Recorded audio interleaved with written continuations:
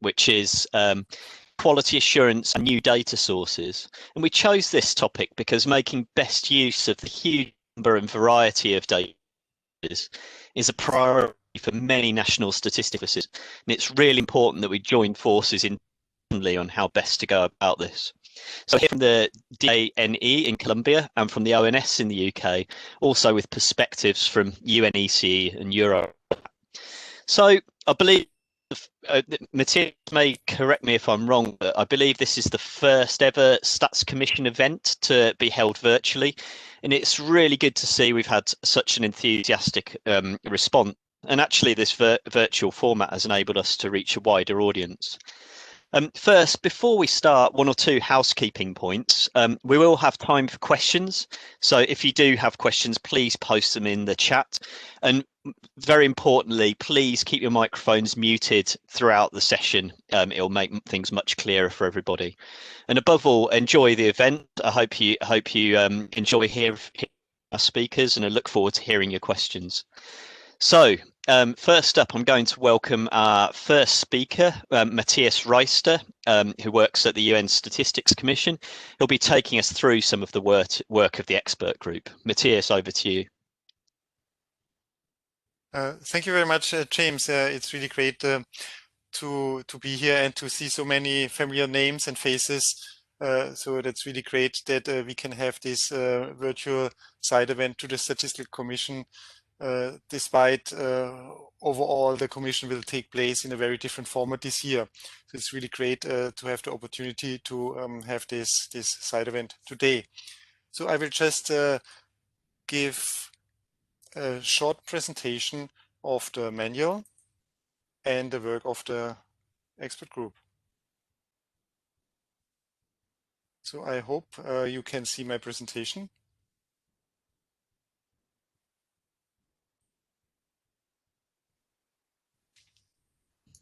So here just now I'm just giving a brief introduction, and of course I want to start with the manual, which is the core output of the expert group. So the manual was adopted in 2019, exactly 2 years ago. So it's now 2 years old, 2-year birthday this year at this commission. So the manual contains 3 major elements. The first element is the first UN recommendations on quality assurance. Before there were no UN recommendations on quality assurance. Secondly, it contains the UN National Quality Assurance Framework. We had previously a quality assurance framework. However, it was not as sophisticated and formalized as the new one. A really great effort went into that to really bring it up to date and to cover all relevant aspects. And then thirdly, the manual also contains guidance for the development and implementation of a national quality assurance framework.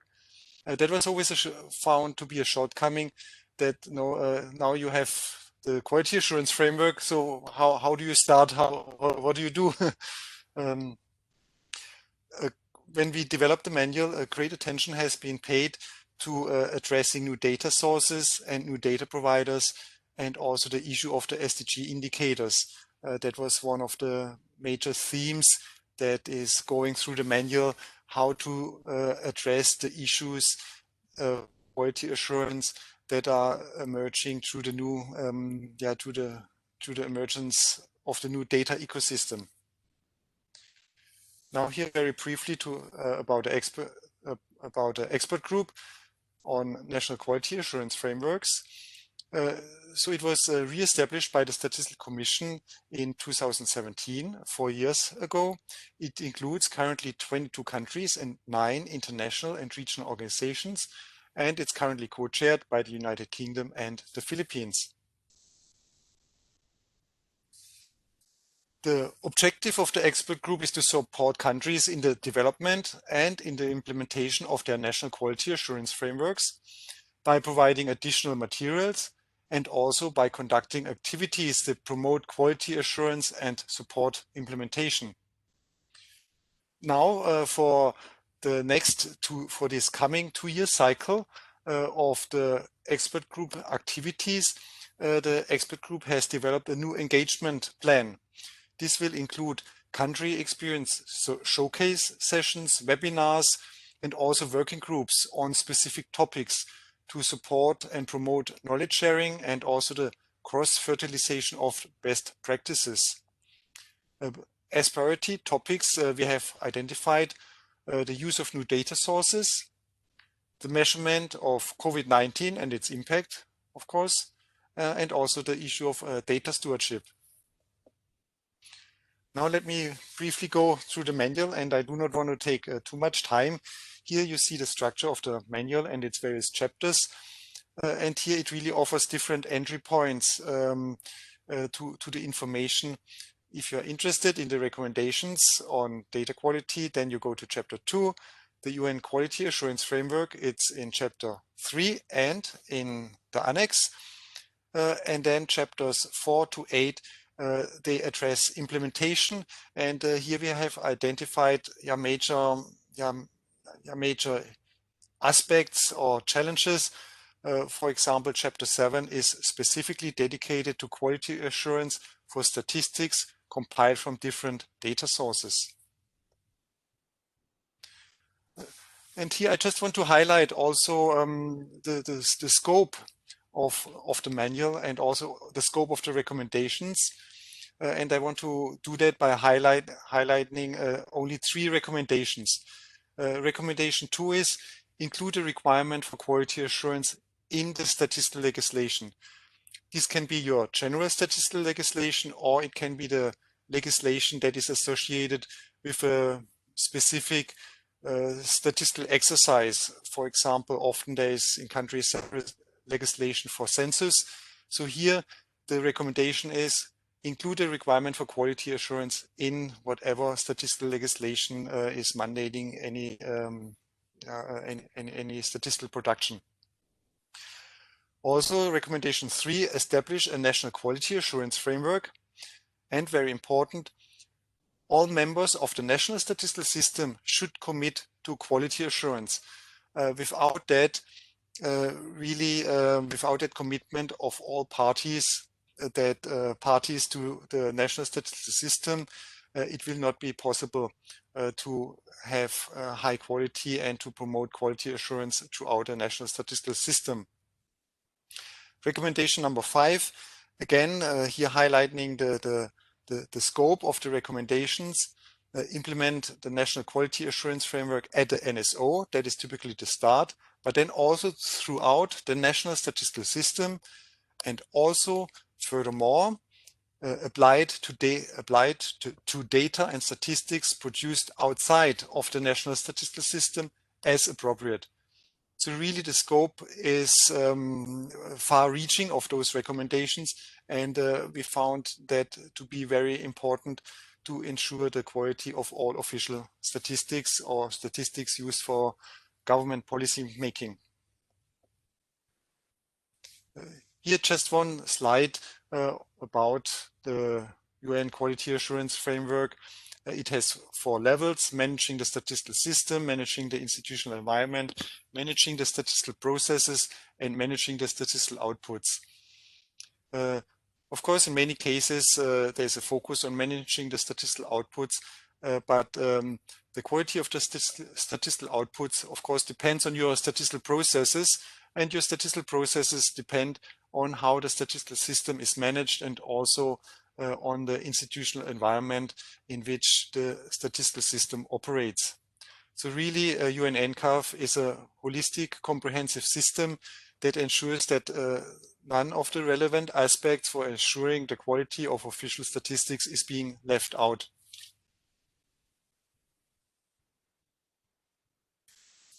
So here now in my last slide, I also want to highlight one specific tool that has been developed. That is a self-assessment checklist, which is fully aligned with the UN Quality Assurance Framework. It's there for conducting regular and rigorous quality assessments with the objective to improve, to identify improvement actions. However, it can also be used for learning purposes, so that should also be highlighted, and also to introduce staff to quality assurance. It can also be used to draft as a starting point to develop your own quality assurance framework. And here, just briefly, so the assessment checklist and the UN NCAF, it consists of 19 principles, 87 requirements that need to be satisfied, and then supporting those requirements are 356 elements to be assured. These are good practices that countries should look at when conducting an assessment of whether they fulfill the requirements. So much from my side. This was the last slide. Thank you very much for your attention. Thanks very much, Matthias. Really helpful overview of the work of the group and the quality assurance framework. It's been a pleasure to be involved in the group, and also really looking forward to the plan of engagement, learning from other countries' experiences. I think if you do have any questions for Matthias, if you could drop them in the chat, and then we can take those at an appropriate point during the event. So obviously now we have a framework. The important thing is to make sure it's implemented. So now we're going to hear from Juan Oviedo from DANE in Colombia about their experience in implementing the framework. Over to you, Juan. Thank you, James. A warm hello to everybody. We are very happy to be here to share this experience, how Latin American and Caribbean countries are in an appropriation process of these national quality assurance frameworks that Matthias has led in a very important way in the United Nations, and we want to congratulate him and all his team for this output, which is very, very useful. And more particularly, could I ask you turn your video off, please? Just okay. The connection's quite poor. Okay, so we are going to proceed and share the main messages that we wanted to expose today. And more importantly, what we wanted to show today is how we at the Statistical Conference of the Americas, we are implementing the United Nations Quality Assurance Framework that Matthias has exposed briefly in the last minute. So I'm going just to double check my time and to be concrete. So we wanted to share with you 7 main topics under which the Statistical Conference of the Americas try to become not only a learning community, but also an innovation lab under which we could put into practice the main mandates or the main frameworks regarding quality assurance in statistical production. So mainly what we wanted is how we were going to appropriate and to make relevant the national quality assurance frameworks from the United Nations to the Latin American and Caribbean countries. That's why we initiated a regional group in the 10th meeting of the Statistical Conference of the Americas of ECLAC in 2019, and we managed to grasp the attention of 15 countries, 1 international organization, and we decided that the group was going to be co-hosted or co-led by Colombia, Mexico, and the ECLAC with the statistical division. Mainly, what we wanted to implement is to develop a verification scheme that could be relevant and could be suitable to the Latin American and Caribbean countries' conditions as regards as quality assurance in statistical production. That's why we wanted to appropriate, this is something that we want to highlight from the recommendation that Matthias was mentioning before. It's very important that this quality assurance framework is not only managed by the National Statistics Office, but all the members, let's say, or hopefully of the data ecosystem, but more importantly, for all the entities which are part of the national statistics system. That's why, which is something similar with information and communication technologies, it's not only important to have access and use, but also the appropriation process and how this quality assurance framework are going to transform the statistical production in Latin American and Caribbean countries. That's why in this regional group, we defined a very precise scope of our agenda with a general objective under which we wanted to adopt and adapt the international recommendations that Matthias was sharing before, but more importantly, to create some set of guidelines that could be suitable for the Latin American and Caribbean countries' reality as regards statistical production. That's why we wanted to insist on the accountability, which is very important in this national quality assurance framework, and more specifically to provide scenarios under which we would have peer-to-peer accountability as regards this self-assessment questionnaire that we adapted for the region from the recommendations that Matthias was sharing with us.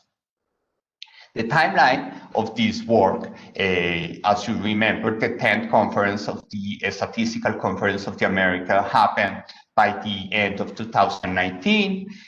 Colombia earned the presidency of the Statistical Conference of the Americas, and as Colombia is committed and with quality assurance frameworks in the statistical production, we co-led the group with Mexico and the ECLAC.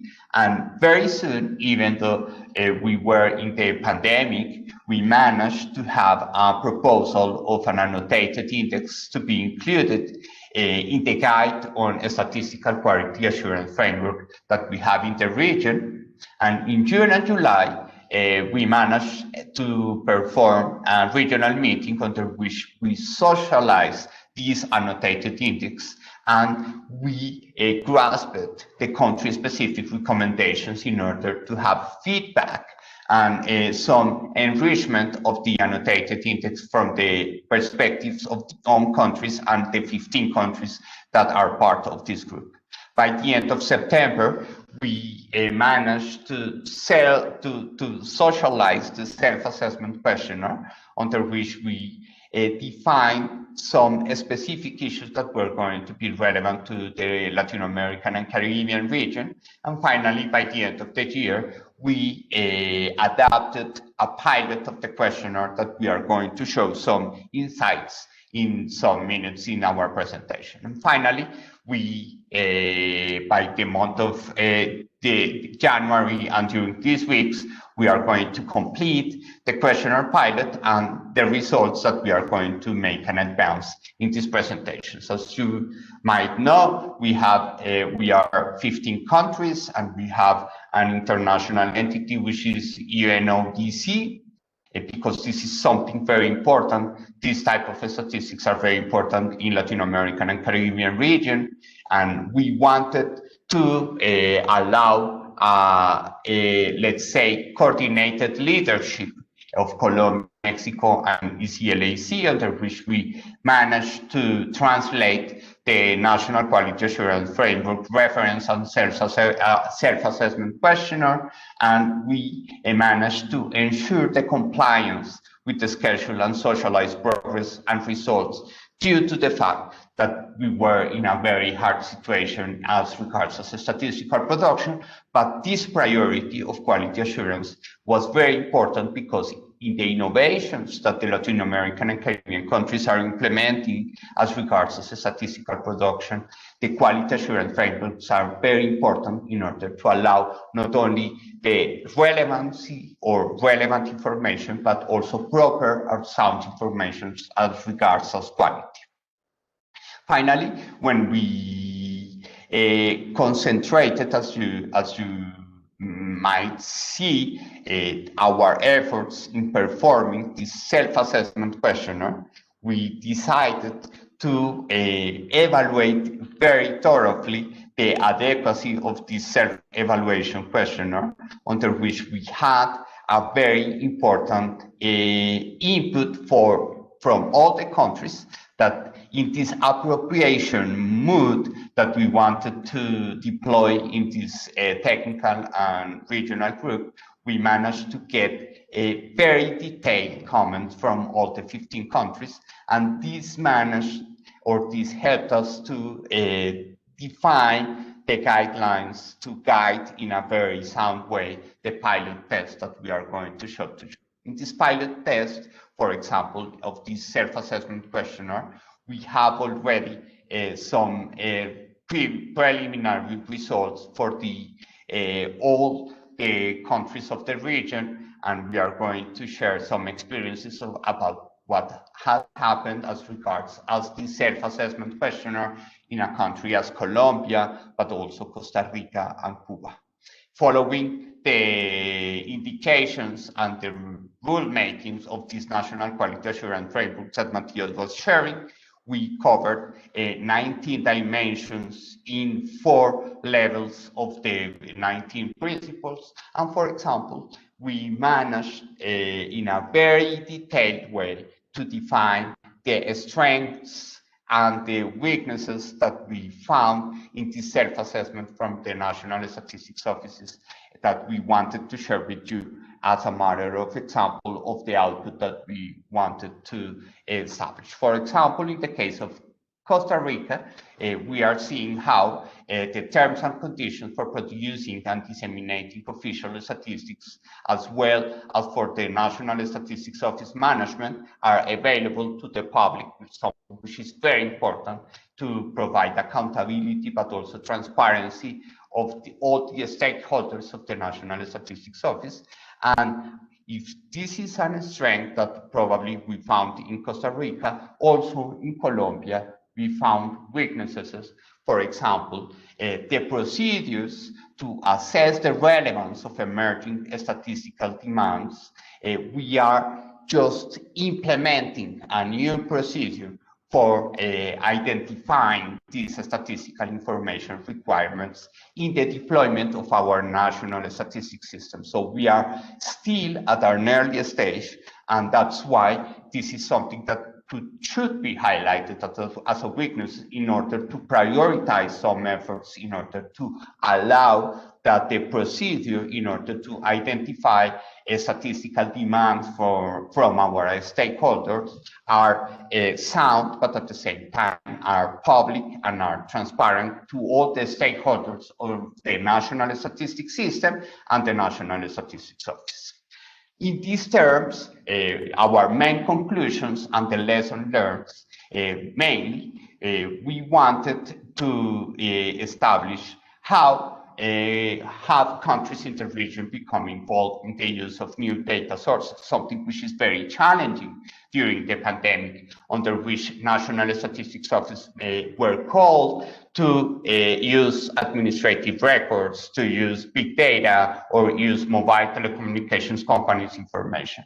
That's why some countries in the region, such as Costa Rica and Colombia, we are committed to ensure the implementation of the following elements involved in the use of new data sources. For example, the item or the requirement 10.3, under which we constantly are evaluating the use of alternative data sources in a risk assessment way, which is very important in this exercise. And as a matter of example, the requirement element 14.3, under which we are continuously discussing the possibilities of exploiting new data sources with all the members of the National Statistics System, that in the case of Colombia, for example, is also is also extended to private suppliers of public services or public utilities in our country. And this has allowed to get a closer relationship, for example,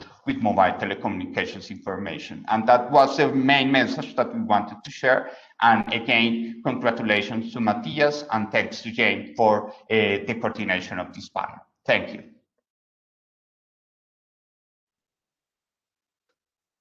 Much for sharing it, Juan. That was really, really interesting presentation.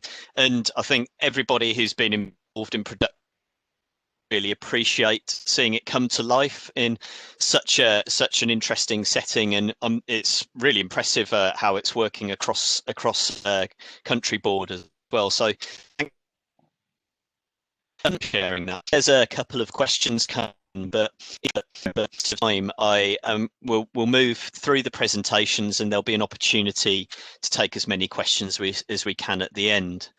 So now we're going to move on towards the theme of the event, moving on nicely from the point about novel data sources in Juan's presentation.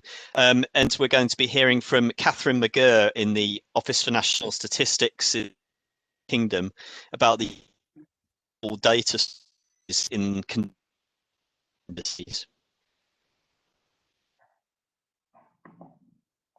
Hiya, thanks, James. Yes, I will just share my screen. Bear with me 1 second. Okay, so hopefully everyone can see that all right. So yes, as we said, I'm going to discuss the new data sources that the Office of National Statistics are currently working on. I will jump ahead to the quality dimensions.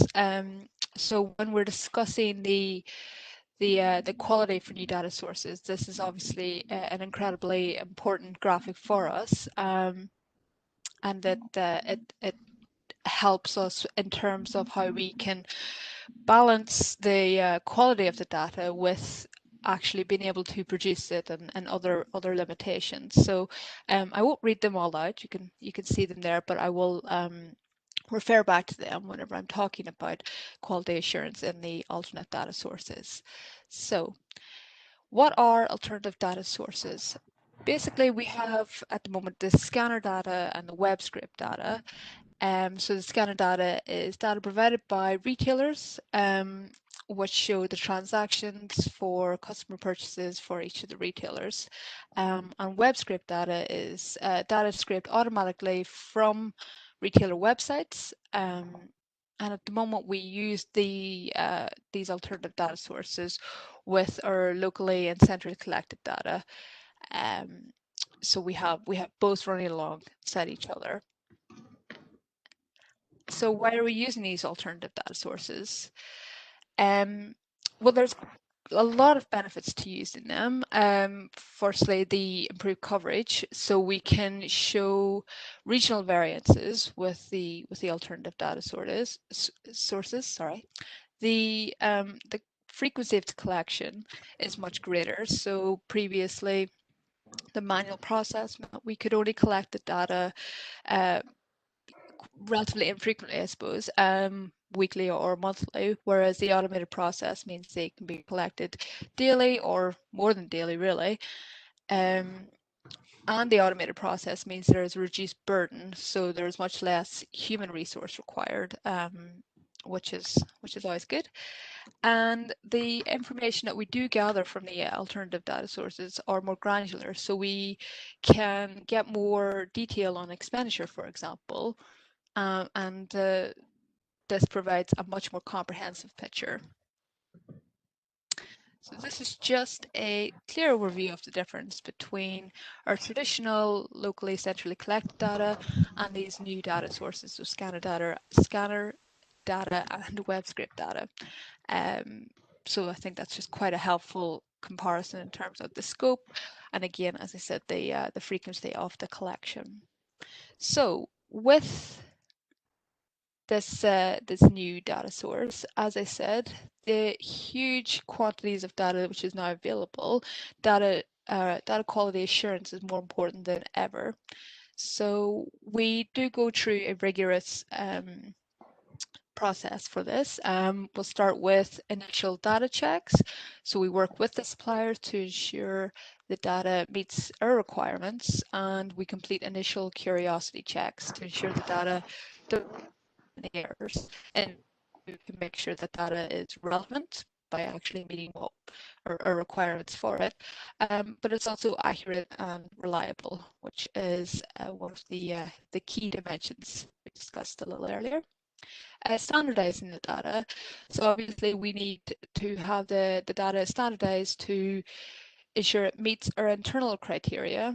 So we can use the same weighting systems and units, etc., which ensures coherence and comparability. So obviously we need to be able to analyze and actually use this data in conjunction with other sources. Monitoring the regular feeds. So this is essential, obviously, with such a high frequency and high volume of data, we have to make sure that it's being monitored regularly. So validation pipelines and dashboards are built in to ensure that the data structure and the data content is being maintained to a high standard. I suppose this is especially important with web scraping, as websites by their nature are more liable to change more frequently. So with this regular monitoring, we can ensure that any changes, any issues have been picked up quickly. And again, this is to enhance the accuracy and reliability of the data we're using from these new sources. And data sharing agreements. So as part of using this data, we have put in place contracts to confirm that the requirements and the criteria of the data is being met, but it's also a way of ensuring that there is an agreed timeline for the collection. And if there's any proposed changes to the data sources, that we get advance notifications so that we can adapt and work around that. So this ensures timeliness of the data and makes sure that there is accessibility, which is maintained throughout, and there's limited disruption from that. And finally, in ensuring the quality of the data, we do have a quad framework in place, a quality assurance of admin data. This was in place for existing data sources. And essentially this provides clarification to the data suppliers on what they need to do. So it's clarifying their responsibility in terms of making sure the data is of a good quality when it's being supplied. And it also provides a clear overview of how that data is being used, and the ultimate purpose for it. So this helps maintain the high level of data quality, and ensures that it remains coherent, reliable, and of course relevant. We need to make sure we can actually use this data. Okay.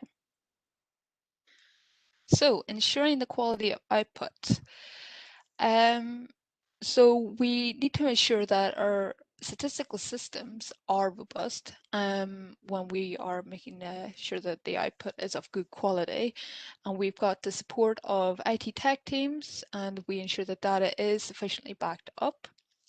In terms of moving forward, we have previous methods that we can adapt, but we also want to make sure that new methods are being looked into, and we can use new approaches, because with these new data sources, there may be different issues at play, and there might be new bias which is introduced when we're working with this type of data. So we need to make sure that we can adapt and invest in research for new methodology. Working with the new data sources, we need to understand the impact analysis. So we assess the new data sources with our existing published data, and we want to ensure that any differences that arise can be explained and accounted for. Obviously, despite a robust collection approach, which would hopefully minimize any differences, there will be some variance, which is inevitable whenever the frequency of of the data collection has been increased by so much. Incorporating quality assurance into monthly production. So again, this is what we spoke about earlier in terms of regular monitoring and just ensuring that any issues that do come up with the quality of the output have been addressed in a timely and efficient way. And advisory panels and international best practice. So it's essential that external expertise and guidance is utilised where it's needed, and that we keep up to date with the latest research and advice on how these new data sources should be used. Obviously, everything's still very fresh and new, and everything's a learning curve. And I believe that's me. So hopefully that helped clear up a little bit about new data sources with being used at the ONS. I will just stop my screen. Oh, sure. Thanks, Catherine.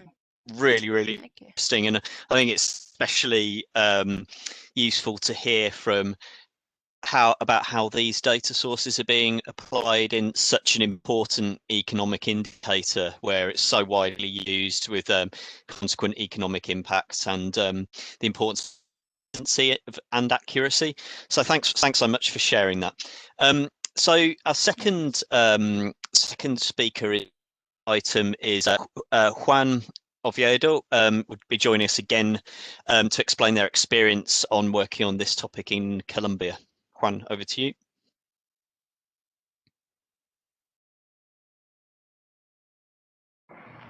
Thank you, James.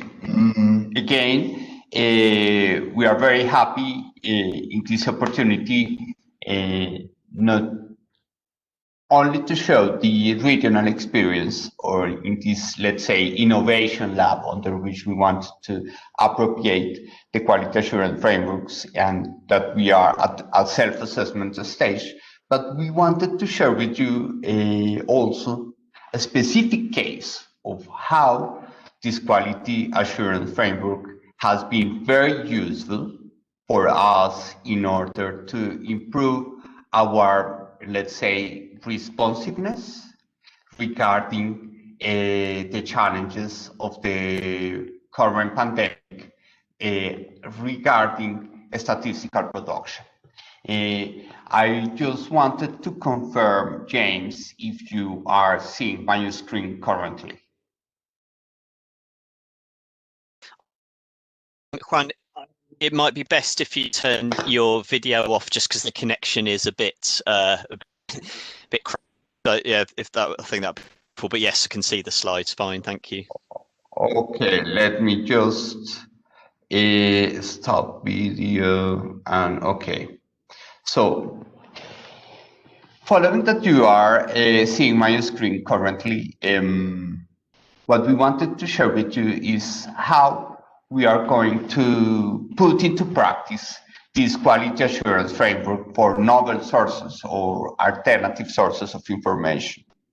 More specifically, we have a specific case that was very common for middle-income countries, or more specifically for Latin American and Caribbean countries, is that our household survey is not only a source of information for the labor market in our countries, but also to have an indirect approach to measure poverty from the perspective of income poverty or monetary poverty in our countries, which still is a concern of public policy in Latin American and Caribbean countries.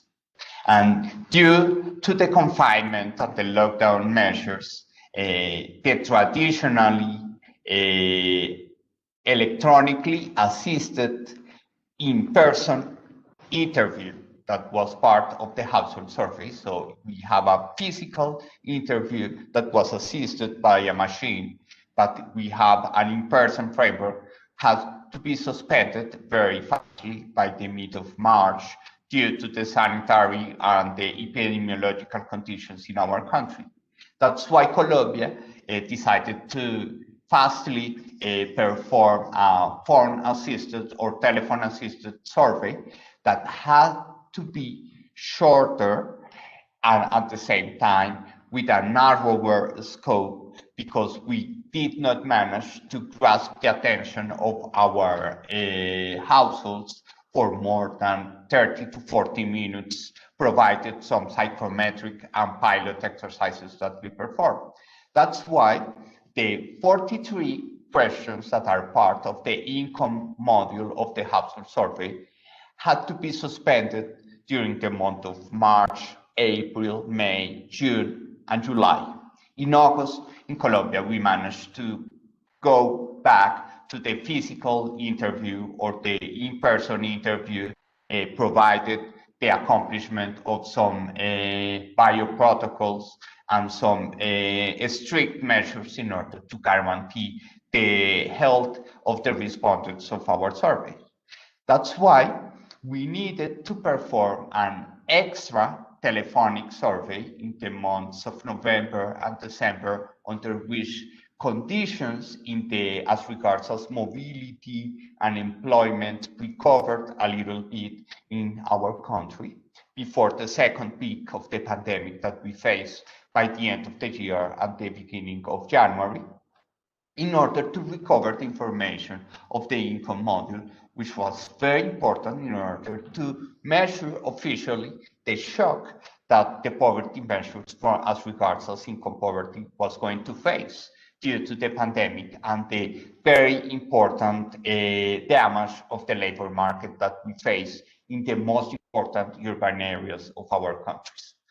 But this telephone survey had some challenges as regards as the reminding the respondents reminding or remembering in a very thorough way the information of the incomes and the 43 variables that we closely follow in the survey during the months from March until July in our country. That's why we decided to implement some consistency checks of income data in order to allow that the measurement of income poverty was going to be sound and robust in 2020. That's why we decided to integrate the household survey with administrative records, both from the, let's say, labor market or the Social Security administrative record that is placed in the formal side of the labor market, and on the other hand, to have access to some governmental and line ministries administrative records under which some specific measures for social assistance were performed by the national and local governments in Colombia. This is the sum up of the timeline. So we had to recover the information of incomes during the months of March, April, May, June, and July, because in August we managed to come back to the face-to-face household survey, and that's why during the month of November and December we developed this complementary phone survey to recover the income data. But we are performing some consistency checks of this income data with the integration of the household survey with administrative that we are going to show to you in a very fast and precise way. That's why during this context that I have already mentioned, we needed to face two types of challenges that we wanted to insist on today. First of all, we needed to respect the integrability or the unique keys that we have in the household survey in order to take advantage of this integration of the national identification number, which is not mandatory in the household survey, but we needed to recover some identification numbers from the, let's say, nominal information of the respondents of the household survey. Something that we managed to do due to the access to the national identification administrative record that we have access to due to the fact that the National Statistics Office of Colombia, DANE, is the head of the National Statistics System that cover also the civil registry that we have in our country. But at the same time, we needed to face another challenge, which is the validity quality output of the income recovery or the income information recovery process in the telephone survey of November and December. That's why we needed to guarantee that we were going to have accuracy, but also to solve the differences that we were going to face in the reference periods, and also how we were going to guarantee completeness, under which in the household survey, we have the possibility of the respondent not answering the precise information that we require for the income model. That's why, for example, in this issue of completeness, one of the main challenges is that due to the fact that we were facing a pandemic, the beliefs or the sentiments of the households could be very sharp, and they were not looking forward to have a detailed report of all the social assistance measures that the government has placed.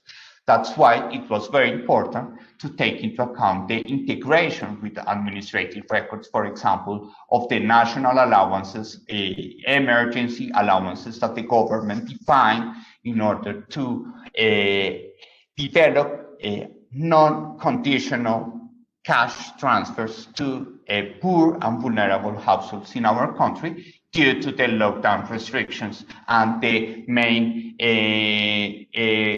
hinders or obstacles that is implied for informal population.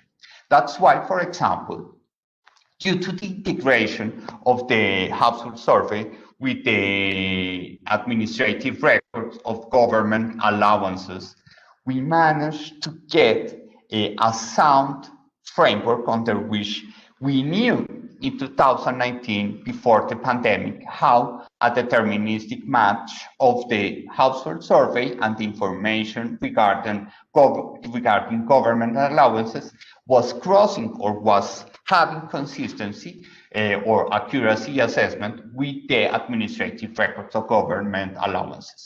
And this check, as you might see, for example, the differences are not that important.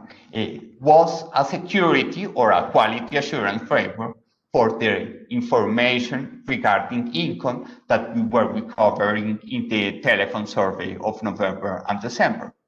But at the same time, as I was mentioning before, the integration with administrative records as the Social Security labor market record that has a very detailed picture of the formal side of the labor market in Colombia was a good opportunity in order to integrate and to allow the consistency of the information in income reporting voluntarily from households in the this recovery operation of November and December. And we managed to see how there is a consistency in the income distribution in the deterministic matches that we managed to see between the information reported in the household survey and in the emergency recovery survey of income information and the information that is in the administrative record of Social Security of the formal market.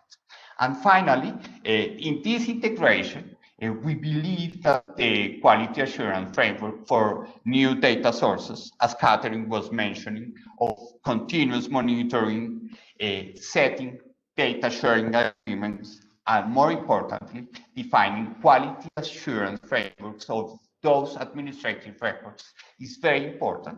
That's why with the leadership of Juliet, that is the Director of Regulation and Quality Assurance in our National Statistics Office, we are in a very fast way starting to develop some quality framework for administrative records in order to guarantee that the integration of the administrative records with the National Household Survey is sound and suitable, and at the same time, we are developing some imputation methods in order to check the consistency of the information and the validity of outputs that we are going to guarantee from this integration that Colombia is going to have a very sound and robust measure of income poverty in 2020, the year of the pandemic of COVID-19. Thank you very much.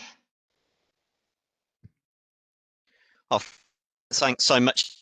And that was really interesting. It's particularly useful to hear about how the pandemic has brought some of these issues to the forefront. And as quality practitioners, I think there's never been a more important time for us to make sure we're getting the highest quality data.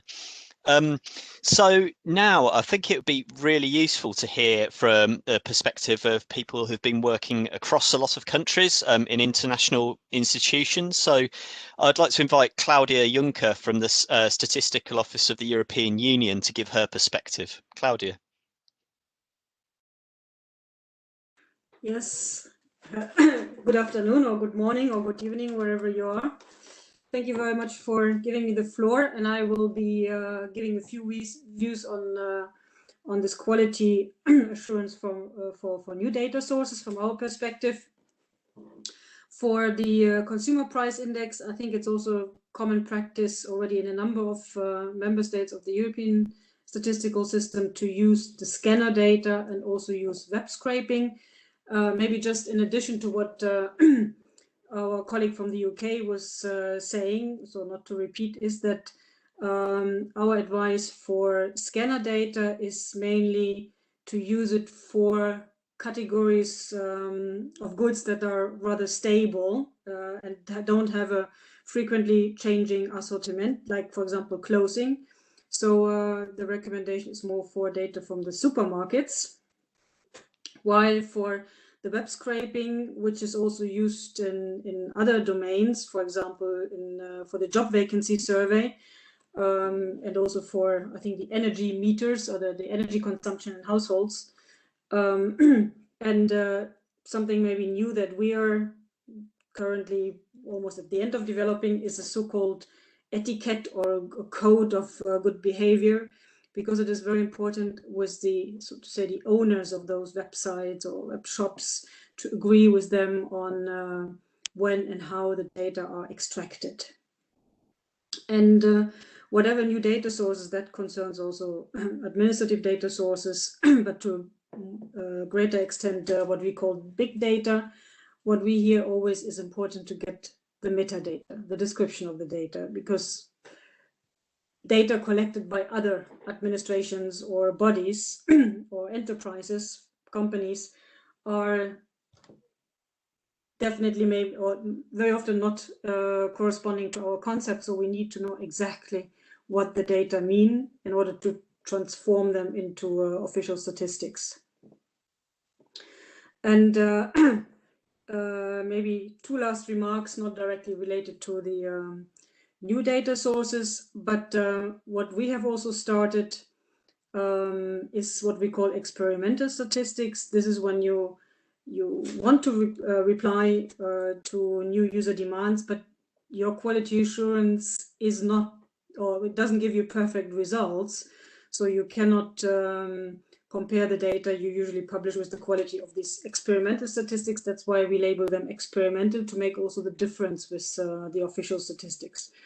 And there can be, on our website, there's a wide range of these experimental statistics. Just to mention a couple is a food price monitoring tool, or international and global accounts for research and input-output analysis, or also on income, consumption, and wealth. And if you want to have more information, of course, this will be available at the website. Last remark, that is to the implementation of the national, of the quality framework, of the UN quality framework. Just to inform that, similar to what Dane has done with the countries of the Americas, is in the European statistical system, we are embarking on a new round, what we call peer reviews or assessments of the statistical systems in our member state, and we have also developed a self-assessment questionnaire for that purpose, in a very similar collaborative way as Dana Colombia described it. I listened with interest to the way they're analyzing the information. This is what we will be able to do only at the end of our peer review round in 2023, but maybe we can learn a bit on what to focus in this kind of comparisons among the countries from that kind of self-assessment question. And that is all from my side. Thank you very much. Back to you, James. Oh, thank you, Claudia. Yes, it's really interesting to hear about the peer review system, and again, it shows the importance of sharing experience across countries and helping each other with these issues. So now I'm going to give the floor to Steve Vale from the UNECE, his perspective. So, thank you, James, and hello, everyone. It's great to see so many familiar names in the list of participants. So, I think when we're talking about quality assurance and new data sources, it's perhaps helpful to think about three aspects of quality. Quality of inputs, quality of processes, and quality of outputs. And I'm going to frame my intervention around these three aspects. So starting at the end with the quality of outputs, there's been a lot of work internationally for many years around this topic. This is obviously affected if the sources change, so different sources lead to a different quality of output. But the fundamental way that we measure that quality, so the criteria that we use for quality of outputs, as shown in the first slide from Catherine, don't really change so much. So I think quality of outputs is an area that we can consider relatively stable as new data sources arrive. However, quality of processes, this is an area where we start to see more impact from using new data sources. And the quality assessment methodology can be more affected by the choice of source.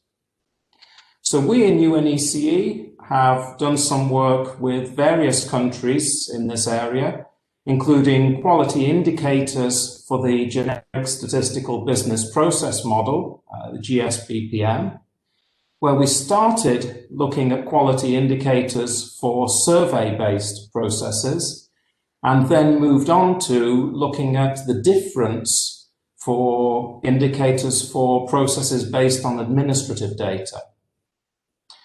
Also, much more recently, we've had a group of countries with some very interesting work on the quality framework for algorithms for machine learning applications in statistical production.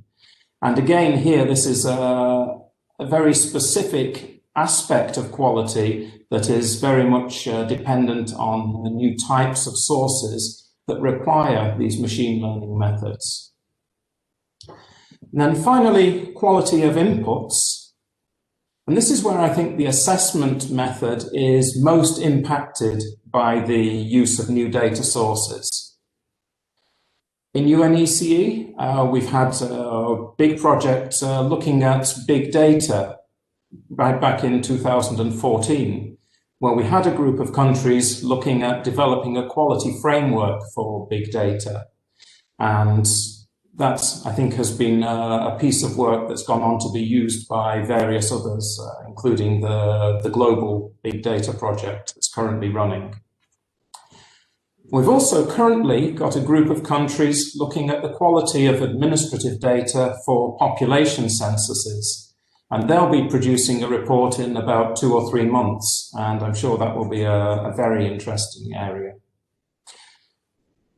Of course, others have done a lot of work on this topic as well, and I'd like to particularly mention some very good work done by Statistics Netherlands a few years ago on a quality framework for administrative sources. So in conclusion, I think it's clear that quality assurance in official statistics has to evolve to consider the impact of new data sources. The pressure to use these new sources has increased considerably in the last year with all of the new data demands linked to the COVID pandemic. So I think it's particularly timely to be having this discussion today. And I think that there's a lot of scope for some very useful work to be done under the expert group in this area. So I think that's more or less what I wanted to say. I'll put some links to some of the things that I mentioned in the chat, and thank you again for your attention.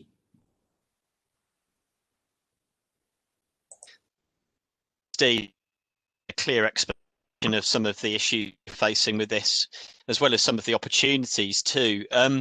So we do have about 15 minutes for some questions now. I've had some through via the registration system and also a couple coming through on the chat. I'll endeavour to put as many of those to the speakers as we can.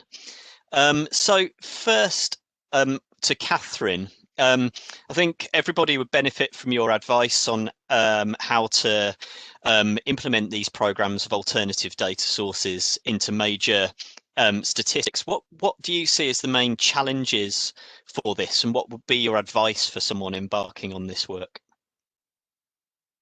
Thanks, James. I would say one of the main challenges, as Steve has mentioned, about the increased pressure to use these new data sources, because there is such a surge in demand for ever more data, more detail, and people want more answers at this time of uncertainty. So, as I said, one of the great benefits of the new data sources is the scale, the huge amount of detail that they can provide. But this you know, is a double-edged sword. It does make the quality assurance processes more problematic due to the sheer volume of the data and the fact that it's so frequent.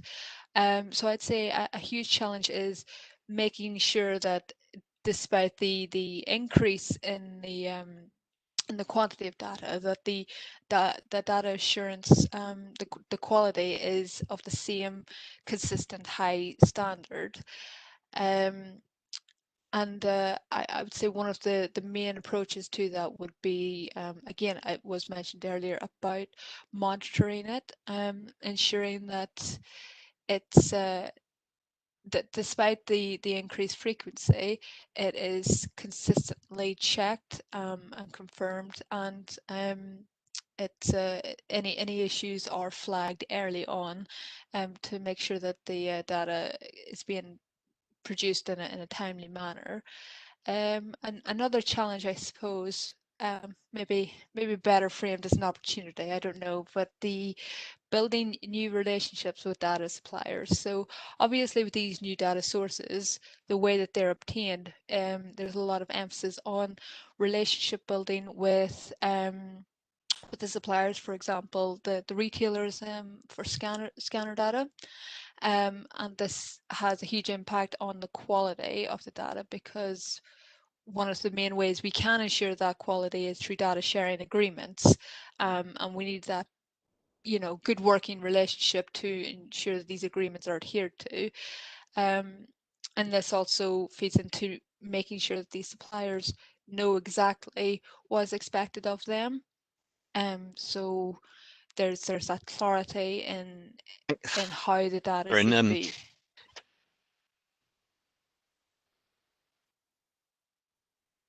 Sorry?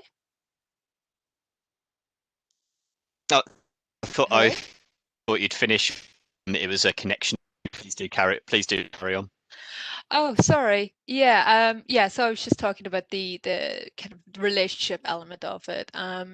And I suppose another challenge would be it's kind of a bit repetitive actually what I've said earlier, is based on the frequency, and making sure that with these new data sources, if they change so frequently, so too must be the kind of approach to checking them, and making sure that the quality assurance approaches do remain flexible, because of these new data sources are so dynamic that how they are checked for the quality of them must be equally dynamic.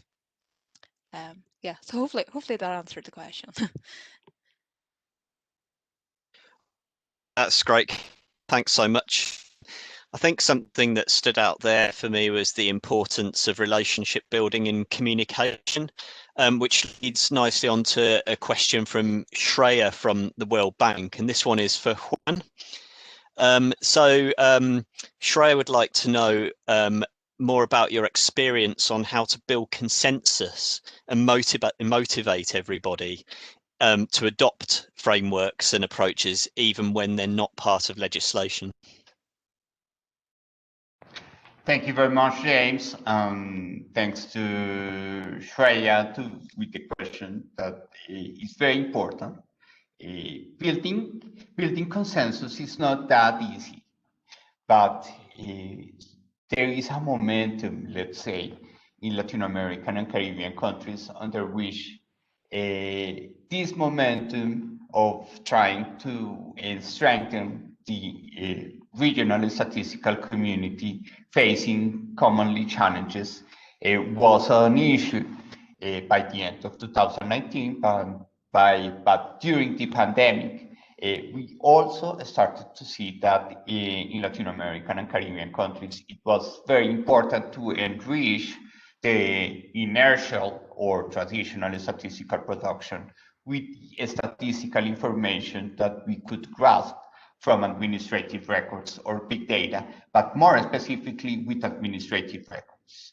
So that's why having this sentiment or this feeling in common was very important for the national and for the quality assurance framework group that we have in the Statistical Conference in America in order to, let's say, grasp the attention of the countries, not only the member countries, but also the rest of the countries which are going to benefit from the outputs that we were going to produce.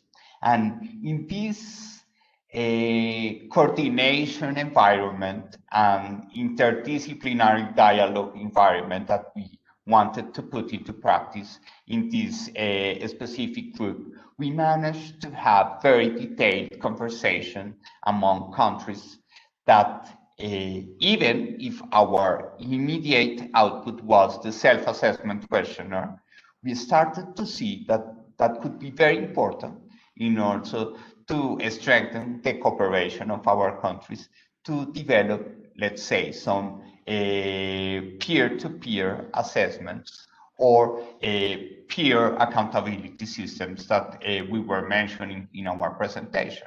That's why in the following executive committee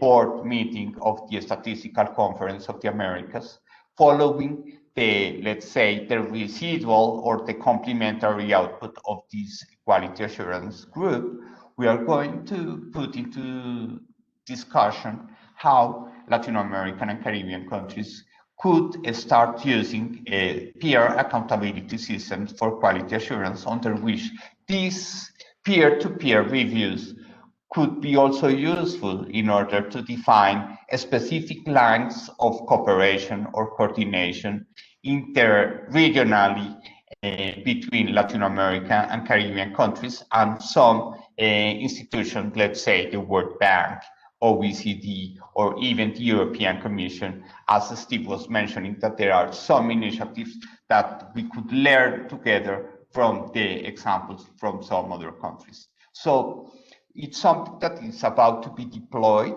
but is in the feeling of all the statistical offices that that could be a very enlightening scenario if we develop these peer-to-peer reviews be among Latin American and Caribbean countries, that is going to be also useful to close or to bridge the gap that we identify between the statistical capacity of Caribbean countries and the continental or Latin American countries. Thank you very much, James, and thanks for the question. Oh, very much.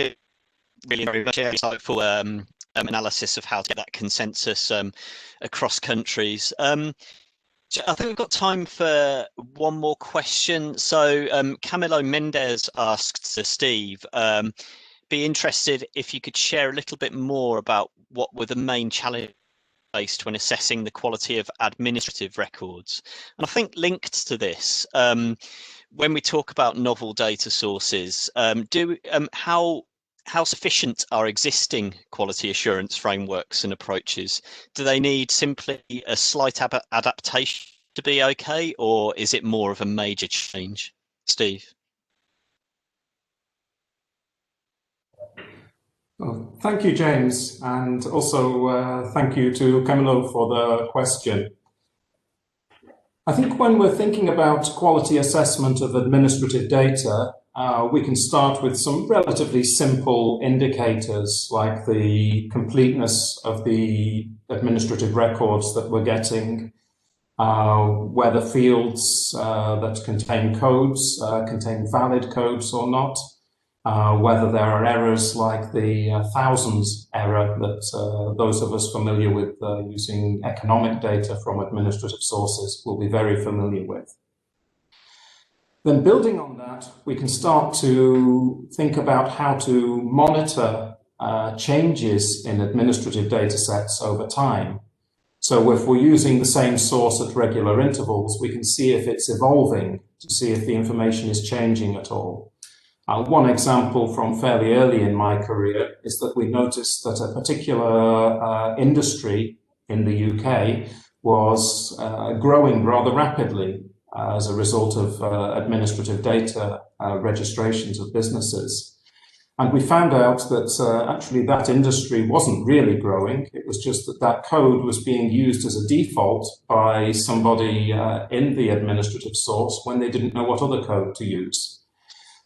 So that leads me to what I think is the most important point about the quality of administrative data, and that is really all about trying to understand the source, trying to really find out what happens at the source, how the information is collected, what methods and what processes are used, what constraints there are, etc.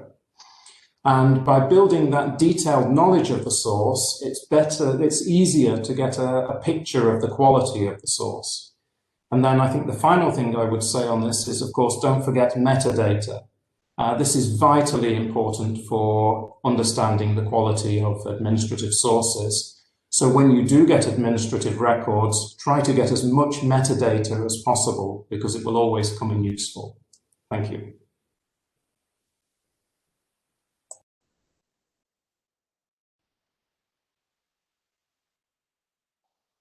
Thank you very much, Steve.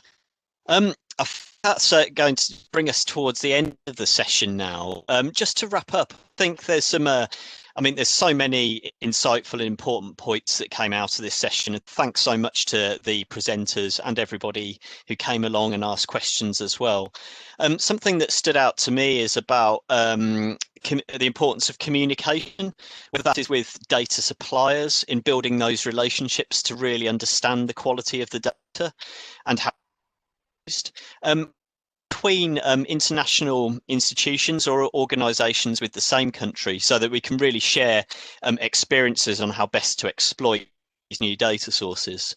So the purpose of this event and others that we've been holding with the expert group is to inspire international cooperation and sharing of experience. So I do hope that you go away with some food for thought and some contact to follow up with as well. So just to close up, thanks so much to our presenters and discussants for sharing your experience and everybody for participating as well. It's been wonderful to see, I think, around 100 people joining us to discuss this issue. So I believe the event has been recorded, so there should be opportunity to share this with others in your countries too. So with that, thank you very much, and I now close the session. Thank you.